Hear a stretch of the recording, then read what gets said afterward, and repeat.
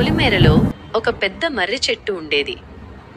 దాని వయస్సు ఎంత ఉందో ఎవరికీ తెలియదు. ఆ చెట్టు చుట్టూ చిక్కటి చీకటి అలుముకుని ఉండేది. దాని గుబురు కొమ్మలు సూర్యరశ్మిని కూడా కింద పడనీయకుండా చేసేవి. అందుకే ఆ చెట్టును ఎవరూ పగలు కూడా దగ్గరకు పోయేందుకు సాహసించేవారు కాదు. దాన్ని దెయ్యం చెట్టు అని పిలిచేవారు. సంగీత్ కొత్తగా ఆ ఊరికి వచ్చాడు. పట్టణం అలవాటైన అతనికి ఊరి జనం భయాలు అర్థం కాలేదు. ఒకరోజు రాత్రి 10 గంటల సమయంలో స్నేహితులతో పందెం కాసి ఆ చెట్టు దగ్గరకు వెళ్లాలని నిర్ణయించుకున్నాడు. మీరందరూ పిరికివాళ్లు, నేను వెళ్లి ఆ చెట్టు బెరడుపై నా పేరు రాసి వస్తాను అన్నాడు సంగీత్ నవ్వుతూ. స్నేహితులు వద్దని ఎంత బ్రతిమాలినా వినకుండా సంగీత్ చేతిలో చిన్న కత్తి పట్టుకుని చీకటిలోకి నడిచాడు. చెట్టు దగ్గరకు చేరుకోగానే వాతావరణం ఒక్కసారిగా చల్లబడింది. గాలి కూడా ఆడడం లేదు. చెట్టు కొమ్మలు భయంకరంగా కదులుతున్నట్టు అనిపించాయి. సంగీత్ గుండె వేగంగా కొట్టుకుంది.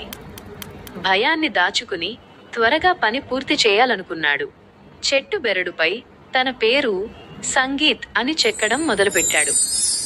ఆ పనిలో నిమగ్నమై ఉన్నప్పుడు వెనుక నుంచి ఎవరో గట్టిగా తన భుజాన్ని పట్టుకున్నట్టు అనిపించింది. సంగీత్ ఉలిక్కిపడి వెనక్కి తిరిగాడు. అక్కడ ఎవరూ లేరు. కాని అతని వీపుపై చల్లని బరువైన చెయ్యి ఇంకా అలాగే ఉంది. భయంతో వణికిపోతూ చేతిలో కత్తిని పట్టుకుని సంగీత్ గట్టిగా అరిచాడు. ఎవరిది? సమాధానం లేదు. కాని ఆ చెట్టు ఊడల్లోంచి ఒక పలచని గంభీరమైన గొంతు వినిపించింది. నన్ను చూసిన తర్వాత నువ్వు తిరిగి వెళ్ళలేవు సంగీత్. సంగీత్ వెన్నులో చలి పుట్టింది. ఆ భయంకరమైన మాట వినగానే అతను పరుగు లంఘించాడు. పరుగెడుతుంటే అతని వెనకాల ఎవరో వేగంగా వస్తున్న అడుగుల శబ్దం వినిపించింది.